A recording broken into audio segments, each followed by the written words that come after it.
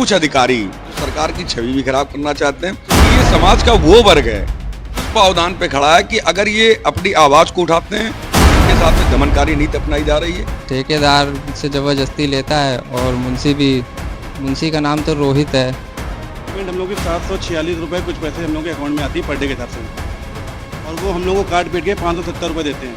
200 labour अभी factory के अंदर हैं, सब पीड़ित हैं, मगर बोलने की हिम्मत किसी के अंदर नहीं है।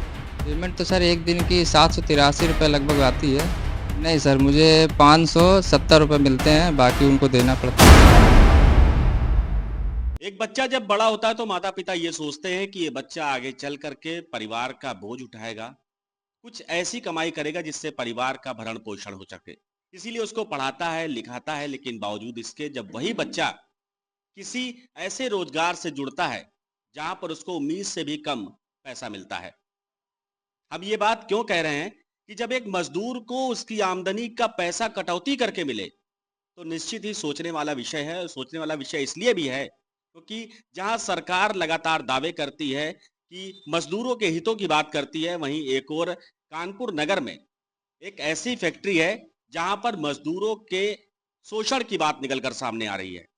हम इस बात पर पूरा प्रकाश डालने के लिए आपके साथ इस समय जवाबदेही कार्यक्रम के तहत जुड़े हुए हैं। मैं सुनील चतुर्वेदी और आप देख रहे हैं नेशन नाउ समाचार। हमारे साथ एक ऐसा युवक है, उसका कहना यह है कि जब उसको पेमेंट मिलती, यानी उसका मंथली पेमेंट जब उसको मिलता है तो लगभग 30 से 40% यानी कि 30% पैसा उससे छीन लिया जाता है।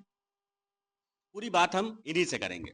मैं एसएफ कंपनी में एक कैजुअल लेबर के बेस पे काम करता हूँ। कंपनी ने ठेकेदार ने दावा किया कि पूरी पेमेंट देने का। ठेकेदार का नाम क्या है? ठेकेदार का हुनरमंद प्राइवेट इंडिया लिमिटेड, वो नोएडा की फैक्ट्री है, मतलब फर्म है।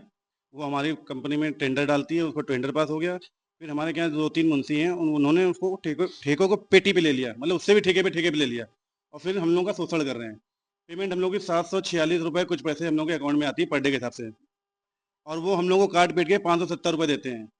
अगर उनको हम कटौती का पैसा नहीं वापस दें तो निकालने की धमकी देते हैं, और हाल फिलहाल मेरे को निकाल भी दिया गया अभी तक। क्या कारण बताते हैं ऐसा निकालने के लिए? ये ठेकेदार का पैसा जो कटिंग का मिलता है उनको 570 के बाद, जो एक्स्ट्रा पैसा होता है 200 180 जो भी होता है, वो कहते हैं उसमें पैसा हमको भी चाहिए होता है, ठेकेदार को भी चाहिए होता है, आगे हमको और भी देना पड़ता है। कितने मजदूर टोटल हैं जिनके साथ इस तरीके का कार्य होता है वहां पर? अप्रॉक्स 200 लेबर अभी फैक्ट्री के अंदर हैं, सब पीड़ित हैं, मगर बोलने की हिम्मत किसी के अंदर नहीं है। तो हर आदमी सोचता है कि मैं बोलूंगा तो मेरे को निकाल दिया जाएगा फैक्ट्री से, और वो वही पीड़िता झेलता चला रहा है, और वही सबके सब एक बोले तो कम से कम सबको फायदा हो। कोई बोलना नहीं चाहता, इसलिए सबको झेलना पड़ रहा है वो चीज़। कितने दिन से आप काम कर रहे हैं? 6 साल हो गए यहाँ पे। 6 साल हो गए हैं। ये जो पैसा देते हैं वो फैक्ट्री के बाहर देते हैं कि फैक्ट्री के अंदर देते हैं? ये पैसा हम लोगों का ऑनलाइन ट्रांजेक्शन होता है, मतलब वहाँ से फर्म अपना ट्रांसफ़र करती है। उसके बाद ये कैश के रूप में कुछ कैश देते हैं, कुछ हम लोग ट्रांसफ़र करते हैं अपने मोबाइल से। मोबाइल जो ट्रांसफ़र करते हैं उसका डाटा हम लोग के पास भी रखा हुआ है, हम लोग कुछ फोटो कापी करके लाए हैं, आगे आपको संज्ञान में लेंगे। इस विषय में हम लोग ने, हमारे सीजीएम सर ने बोला था कि हम आप लोगों को 1 रुपया नहीं देना पड़ेगा। उसके बाद से हम लोगों ने आंदोलन किया, कुछ बोला, ठेकेदार को बुलाया गया, ठेकेदार से बहस हुई। उन्होंने कहा काम करना है करिए, 570 में, अन्यथा आप ना करिए। आप लोगों ने इसकी शिकायत ऊपर की? हाँ, हमने शिकायत की, उसका लेटर भी मेरे पर प्रमाण भी है, उसमें इंक्वायरी बैठी, मगर कोई रिजल्ट हमको नहीं मिला। बस खाली आश्वासन मिला कि काम हो रहा है आपका, काम मगर 1% नहीं हुआ। अब क्या उम्मीद है आप? अब उम्मीद यही है कि बस आगे से आगे विनती करें कि कुछ हो जाए, और हमको ये चाहिए कि ये जो भ्रष्टाचार हो वो खत्म हो बस। पैसा हमको 570 ही देना तो 570 दे, मगर खाते में दे हमको, हमसे रिटर्न वाला काम खत्म हो जाए। कितने दिन से आप काम कर रहे हैं यहाँ पर? सर लगभग 5 साल हो गया है सर। अभी तो हुनरमंद का ठेका चल रहा है। क्या पेमेंट है आपकी एक दिन की जो ऑफिशियली जारी होती है? पेमेंट तो सर एक दिन की 783 रुपये लगभग आती है। तो आपको 783 पूरे मिलते होंगे फिर? नहीं सर, मुझे 570 रुपये मिलते हैं, बाकी उनको देना पड़ता है। क्यों देना पड़ता है? सर ये तो मालूम नहीं, लेकिन ठेकेदार से ज़बरदस्ती लेता है और मुंशी भी ज़बरदस्ती लेते हैं, बोलते हैं कि या तो रिकवरी दो या तो फिर बाहर कल से आना नहीं फैक्ट्री में। ज़बरदस्ती रोका जाता है, मतलब कि रिकवरी ना देने पे। मुंशी का नाम क्या है? मुंशी का नाम तो रोहित है। कितने लोग यहाँ पर आपके यहाँ हैं?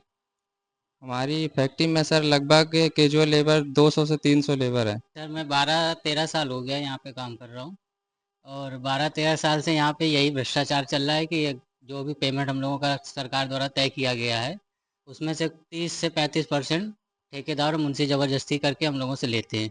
अगर उसको पैसा हम लोग नहीं देते हैं तो उन लोगों को, उस लड़के को जो नहीं देता उसको बाहर कर दिया जाता है। और हमारे साथ भी हो चुका है कई बार ऐसा कि मुझे 2-2 महीने बैठाला गया घर में जब तक पैसे नहीं दिए। अभी भी आज भी मुझसे बोला गया है कि अपना हिसाब करो। तो क्या गाली गलौज भी करते हैं, मारपीट भी करते हैं? गाली गलौज तो नहीं करते हैं लेकिन धमकी देते हैं बाहर निकालने की और गलत सलत बोलते हैं। कितना पैसा आपका पेमेंट आता है और कितना ये लेते हैं? अगर हम लोग महीने में अगर 25 ड्यूटी कर रहे हैं तो उसका लगभग 18,000 के आसपास समथिंग पेमेंट आता है। उसमें से लगभग हम लोगों को 5,000 रुपये देना पड़ता है। एक एवरेज है, मतलब कि 570 हम लोग को लेना है। उसके ऊपर जितनी भी पेमेंट आई है ड्यूटी के हिसाब से वो उनको वापस करनी हो। किस कारण से, क्या बता के पैसा लेते हैं वो?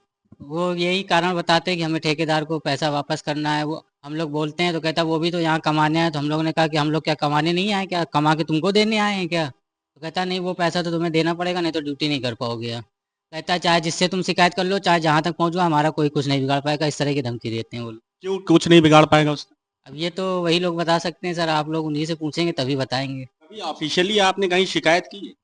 हाँ, ऑफिशियली हम लोगों ने लिखित में भी शिकायत की, सीजीएम में की है और हेडक्वार्टर में भी हम लोगों ने लेटर दिया है। सीएम और सीजीएम साहब ने हम लोगों से बोला भी है वर्बली। बस ये है कि उनके ऊपर अभी तक कोई, हम लोगों के ऊपर कार्रवाई हो जाती है, हम लोगों को बाहर कर दिया जाता है, लेकिन उनके ऊपर आज तक इतनी लिखित कार्रवाई करने के बावजूद भी उनके खिलाफ आज तक कोई एक्शन नहीं लिया गया है। कारण पता है ऐसा क्यों होता है?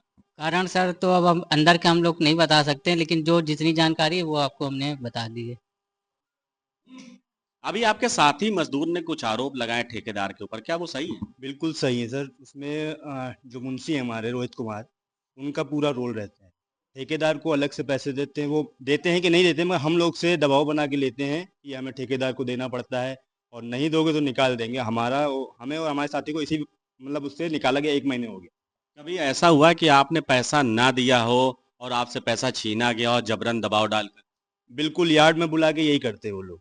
यार्ड में क्यों बुलाते हैं? यार्ड में वो अकेले बैठते हैं, मतलब 2-3 मुंशी खाली बैठे रहते हैं, बाकी वो वहाँ कोई नहीं होता है ना। वो लोग बैठ के ज़्यादातर लड़कों को बुलाते हैं, वहाँ दबाव बनाते हैं कि ये पैसा दो, नहीं तो हम ये कर देंगे, वो कर देंगे। क्या फैक्ट्री में कैमरा वगैरह नहीं लगा? नहीं, फैक्ट्री में लगे हैं मगर यार्ड में नहीं लगे। यार्ड उनको मतलब दे दिया गया है। दे क्या दिया गया, उन लोगों ने अधिकृत कर रखा है, एक तरीके से कब्जा कर रखा है कि वहाँ पे उनका सब कुछ होता है। अपना गेम भी दिन भर खेलते हैं, अय्यासी भी करते हैं, सब कुछ करते हैं वहाँ पे। अय्यासी का मतलब जैसे जुआ खेलना या फिर कुछ बनाना खाना सब कुछ करते हैं। महीना में एक दिन का मान लो 550 रुपए मिलता है। पैसा महीने में मिलता है लास्ट में। जैसे महीने में काम करोगे 30 तारीख को, जी साहब। 10 से 15 के बीच में मिलता है पैसा। इस पूरे मामले में हमारे साथ श्रमिक नेता राघवेंद्र मिश्रा मौजूद हैं और सुनने में आता है, ऐसी जानकारी मिल रही कि राघवेंद्र जी लगातार कई वर्षों से श्रमिकों के लिए आंदोलन भी करते रहे हैं और श्रमिक के कल्याण के लिए लगातार ये काम करते रहते हैं। इस पूरे मामले में इनसे पूरी राय इनकी जानेंगे, क्या है पूरा मामला। जी स्वागत है आपका हमारे चैनल में। नमस्कार। क्या है ये पूरा मामला श्रमिकों का? बताया जा रहा है, यहाँ के श्रमिक जो बता रहे हैं, मजदूर बता रहे हैं, कुछ तो मजदूर ऐसे हैं जो दबे जुबान से बता भी नहीं पा रहे हैं, डर के मारे कि उनकी नौकरी ना चली जाए। क्या है पूरा मामला? देखिए, आज की डेट में पूरे देश के जितने भी रक्षा प्रतिष्ठान हैं और भारत सरकार की जितनी भी नवरत्नों की कंपनियां हैं, चाहे वो भेल हो, गेल हो, सेल हो, एनटीपीसी हो, यूपीएसआईडीसी हो, क्योंकि हम लोग कानपुर महानगर में रहते हैं तो रक्षा प्रतिष्ठान 5 है हमारे यहाँ। 5 ऑर्डिनेंस की फैक्ट्रियाँ हैं हमारे यहाँ। एलेम्को भी है, केंद्र सरकार का ही उपक्रम है। हमारे यहाँ एचएएल कानपुर भी है, हमारे यहाँ एमईएस भी है, हमारे यहाँ इंडियन ऑयल। तो बहुतायत मात्रा में फैक्ट्रियों के अंदर श्रमिकों का जब अभाव हुआ, क्योंकि 2014 से पहले जब कांग्रेस की गवर्नमेंट थी, तो आप जिन श्रमिकों की हम बात कर रहे हैं उन्हें श्रमिकों का दर्जा भी प्राप्त नहीं था। सरकार के डाटा में केवल उन्हीं लोगों को श्रमिक कहा जाता था जो कि परमानेंट एम्प्लॉइज होता था।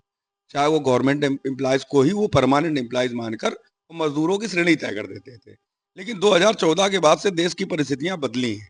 माननीय प्रधानमंत्री नरेंद्र मोदी जी के नेतृत्व में जब देश के अंदर हमने सरकार बनाई थी, तो उसी समय में मैं एचएएल कानपुर में एक आउटसोर्सिंग वर्कर के रूप में कार्यरत था।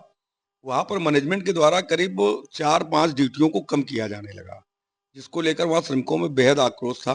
उनको नेतृत्व तो लग रहा था कि कौन व्यक्ति करेगा, तो वो सब मुझे जगाने आए थे और मैंने 7 दिन का आमरण अनशन किया था ड्यूटी कटौती के विरोध में। बहुतायत मात्रा में हमारा आउटसोर्सिंग वर्कर इन फैक्ट्रियों के अंदर था, जिनको ना तो सामाजिक सुरक्षा का कोई कवच मिलता था, ना इनको फंड की कोई सुविधा मिलती थी, ना इनको अर्न लीव और पेड हॉलीडे मिलता था। इनको मतलब श्रमिक नाम की श्रेणी में ये आते ही नहीं थे। लेकिन जब ये मेरा आंदोलन हुआ, उस समय सरकार ने संज्ञान में भी लिया था और मैं 1 हफ्ते मैंने आमरण अनशन किया था करीब 2,500 से 3,000 मजदूरों के साथ में। उसका परिणाम ये आया था कि उस समय श्रम एवं सेवायोजन मंत्री थे माननीय बंडारू दत्तात्रेय जी। वो जब कानपुर प्रवास पे आए थे तो मेरी उनसे मुलाकात भी सर्किट हाउस में हुई थी और विभिन्न विषयों पर चर्चा हुई थी, जिसको लेकर उन्होंने ये आश्वस्त किया था कि मैं कैबिनेट के अंदर एक ऐसी व्यवस्था बनाऊंगा कि इस श्रेणी का जो भी कर्मचारी हो उसकी एक आधारशिला न्यूनतम वेतन की रखूंगा।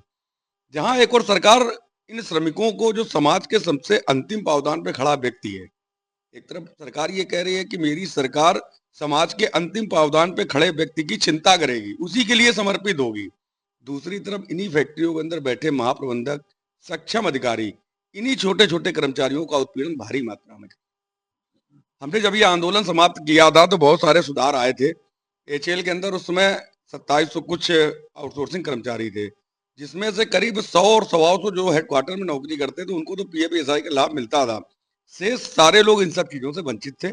आज की डेट में इनकी सुधार की ओर सरकार ने अच्छे कदम उठाए हैं। हमारी प्रदेश सरकार ने भी उठाए हैं। माननीय योगी जी ने तो इसके लिए एक आयोग तक गठित कर दिया है, जो हमारा आउटसोर्सिंग वर्कर, क्योंकि पहले चलती थी संविदा संबंधित जो भी उनकी मैनेजमेंट होती थी वो डायरेक्ट भर्ती करती थी, लेकिन तमाम कर्मचारी अपने अधिकारों को लेने के लिए कोई लेबर कोड चला जाता था, कुछ चला जाता था। तो तमाम श्रम कानूनों में जब ये संशोधन किया गया तो इस श्रेणी में ये पहुंचे कि ये कर्मचारी भी हमारे कर्मचारियों की श्रेणी में आएंगे। लेकिन मलानता तो इतनी है कि कई जगहों तो सुधार आ गया, एचएएल के अंदर भारी मात्रा में सुधार आया है, मतलब 99% मैं संतुष्ट हूँ उससे। कोई भी कर्मचारी आज की डेट में ये शिकायत करता नहीं मिलता कि भैया हमारा वेतन स्किल्ड, अनस्किल्ड, सेमी स्किल्ड और हाई स्किल्ड श्रमिकों की 4 श्रेणियां हैं। तमाम कर्मचारियों को अनस्किल्ड में ही रखते हैं या किसी को सेमी स्किल्ड में रख देते हैं। तो अनस्किल्ड का जो वेतन है आज की डेट में केंद्र सरकार का 805 रुपए, उस 805 रुपए में 12% फंड कटता है, 1.75% ईएसआई कटता है और उसकी कटौती के बाद ये भुगतान उसके अकाउंट में डायरेक्ट कर दिया जाता है।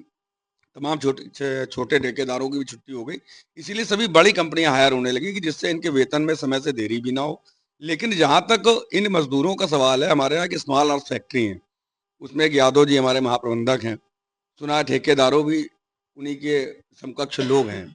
और ये विषय मैंने माननीय प्रधानमंत्री कार्यालय को, माननीय रक्षा मंत्री जी को लिखा था, केंद्रीय सतर्कता आयोग ने इसका संज्ञान भी लिया था। लेकिन उसके बावजूद भी ये जानकारी प्राप्त हुई थी कि भैया अब जो है पैसा नहीं लिया जा रहा। हफ्ते 10 दिन तो नहीं लिया गया, लेकिन फिर वो रूटीन का डर्रा प्रारंभ हो गया। इनके यहाँ 4-5 लड़के ऐसे थे जो फैक्ट्रियों से इसलिए निकाले गए क्योंकि उन्होंने पैसा देने से मना कर दिया। इन्होंने एक फर्जी तरह का चिट्ठी बनाई, वो गन हाउस में घुस गए, उन्होंने नए लोगों की एंट्री करा दी, उन्होंने ये कर दिया। तमाम एक्सक्यूज ठेकेदार ने दिए, जिसका मेरे पास ऑडियो भी पड़ा होगा। उनकी फोन से बात हुई थी तो उनकी कॉल रिकॉर्डिंग भी सेव होगी। लेकिन यथार्थ ये नहीं है, जमीन पर कुछ और है। जमीन पर क्या, ये बेचारे शोषित हैं, पीड़ित हैं, सबके साथ में परिवार जुड़े हैं, किसी के बच्चे पढ़ रहे हैं। अब आज की डेट में अगर 805 रुपए सरकार दे रही है, आपको याद होगा कि राजीव गांधी जी अपने प्रधानमंत्री तो कालकाल में कहते थे कि केंद्र सरकार से 10 रुपए अगर चलता है तो जमीन पे आते आते वो 50 पैसे में बदल जाता है। मतलब भ्रष्टाचार की इतनी लंबी श्रृंखला थी। लेकिन माननीय प्रधानमंत्री जी के नेतृत्व में इसमें भारी मात्रा में सुधार आया है। लेकिन कुछ अधिकारी जो सरकार की छवि भी खराब करना चाहते हैं, सरकार के इन मजदूरों का उत्पीड़न इसलिए करते हैं कि ये सब सरकार को जाके बाहर बदनाम करें। और इस विषय को मैंने गंभीरता से उठाया है, क्योंकि इनके जो भी ठेकेदार हैं, ये एक फैक्ट्री की समस्या नहीं है, ये स्मॉल आर्म्स फैक्ट्री हो। अभी ऑर्डिनेंस फैक्ट्री का मैं एक दिन वीडियो देख रहा था, कुछ कर्मचारियों को गाली गलौज करके गेट से वापस कर दिया गया पैसा न देने को लेकर। तो ये बड़ी गंभीर समस्या है। और आपके चैनल के माध्यम से तो मैं इतना ही निवेदन करूंगा कि ऊपर बैठे जो भी लोग हैं, ये विषय तो मेरा चल ही रहा है और इस विषय को गंभीरता से लेना भी चाहिए, क्योंकि ये समाज का वो वर्ग है, उस पावदान पे खड़ा है कि अगर ये अपनी आवाज को उठाते हैं तो इनके साथ में दमनकारी नीति अपनाई जा रही है, और अगर ये अपनी आवाज नहीं उठाते हैं तो इनको रौंदा जा रहा है, इनसे सीधे सीधे पैसा वसूला जा रहा है। तो ये बहुत ही गलत विषय है। क्योंकि हमारे संघ की भी एक संस्था भारतीय मजदूर संघ चलती है, एचएएल संविदा समिति संघ का निर्माण हमने जरूर किया है। उसका मैं मंत्री भी होने के नाते, क्योंकि हम लोग एक ही नारा देते हैं कि देश के हित में करेंगे काम और काम के लेंगे पूरे दाम। हम ये नहीं कहते कि हमारी मांगे पूरी हो चाहे जो मजबूरी हो, ऐसा हम नहीं कहते। हम यही कहते हैं कि देश के हित में करेंगे काम और काम के लेंगे पूरे दाम। अगर ये आउटसोर्सिंग वर्कर 8 घंटे नौकरी करके एक आध घंटे एक्स्ट्रा भी काम भी फैक्ट्री के अंदर कर रहा है। मेरा दावा है इस बात का कि 5 फैक्ट्रियों से अगर आउटसोर्सिंग वर्कर को रोड पे बैठा दिया जाए तो जितने भी परमानेंट एम्प्लॉइज हैं, फैक्ट्रियां मतलब फैक्ट्री समझ में आ जाएगी, वो वर्क लोड ही नहीं संभाल सकते, क्योंकि आज की पूरी डिपेंडेंसी अगर वर्तमान में इन फैक्ट्रियों को अगर जिंदा करने का कोई काम कर रहा है, इनको अच्छे तरीके से चलाने का कोई काम कर रहा है, तो वो आउटसोर्सिंग का वर्कर ही है। तो ये थे हमारे साथ राघवेंद्र मिश्रा जी, जो श्रमिक नेता के रूप में लगातार मजदूरों का आवाज को बुलंद करते हैं। लेकिन इन सबके बीच में हम आपको बता दें, मजदूरों के द्वारा ही बताया गया कि यार्ड में उनके साथ बदसलूकी की जाती है, उनके साथ तरह तरह के व्यवहार किए जाते हैं। और आपको ये भी बता दें, इस चैनल के माध्यम से जो ये खबर आप देख रहे हैं, इस खबर के सापेक्ष वर्तमान समय में यहाँ पर लगभग 50 से अधिक मजदूर मौजूद थे। लेकिन किसी भी मजदूर ने इसलिए हिम्मत नहीं जुटाई कि कहीं उनकी नौकरी न चली जाए। अगर संबंधित मंत्री मनसुख मांडवीय जी इस खबर को देख रहे हो तो इन मजदूरों के दर्द को समझे, उनके गुहार को समझे, उनके परिवार के किस तरीके से भरण पोषण हो उसके लिए भी वो ध्यान दें। एक सवाल के साथ आपको छोड़ रहे हैं। सवाल ये है कि जो भी ठेकेदार, मुंशी या जो भी संबंधित अधिकारी मजदूरों का खून दीमक बन के चूस रहे हैं, याद रखिए समय हर चीज का जवाब देता है। आप देख रहे हैं जवाबदेही कार्यक्रम में सुनील चतुर्वेदी के साथ नेशन नाउ समाचार।